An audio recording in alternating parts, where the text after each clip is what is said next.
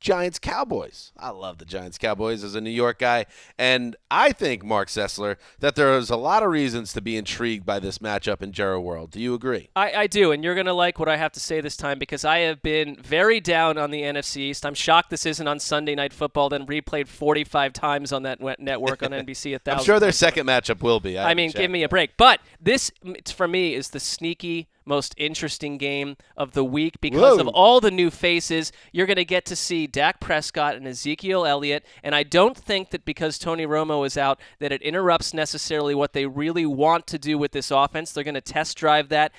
We do bold predictions every week. It's a sponsored piece that you have to kind of whip out some sort of wild prediction.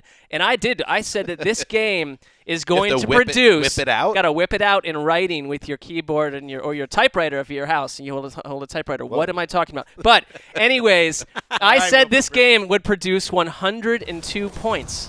Wow. That is 102 points. If it does not, David Ely, our editor downstairs, will buy roughly $900 worth of Chinese food for the newsroom. We've outlined what he will Wow, purchase. $9,000. I am that confident that Ely will not be spending money on Sunday. Can we bring it up? And if you're watching along, but we could explain it to you too. The board right now, that Romo graphic with and without him, I think that is definitely pertinent. I mean, if you look back, 1-11 without Tony Romo in 2015, less than 16 points a game. That's with Brandon But it could be Weeden. a different situation. Right. For the first time, they might have a chance to still be a top-level offense. If Dak Prescott is for real, I don't want to get suckered in by the preseason, but how could you not be? I think they will be. Yeah, I think that graphic should also say without a healthy Des Bryant, too. Right? Without Ezekiel Elliott. And with three of the worst quarterbacks in the entire NFL, Matt Castle, Brandon Weeden, and Kellen Moore. I don't think you put Dak Prescott anywhere near that trio of quarterbacks. You don't know how tough this matchup is, though, because on paper, the Giants were one of the worst defense in the league last year, but with the defensive line changes that they made, with the secondary looking a little deeper, Eli Apple quietly had a nice preseason. Seemed like he looked like he belonged. I mean, the Giants' defense should be a lot better this year. You're saying 102 points won't be scored in this game. Saying they should be respectable. By the way, Sunday Night Football, Week 14, Giants. Called it. Don't Surprise. Of course. There we go. And I'm excited. You know, Dez is my boy.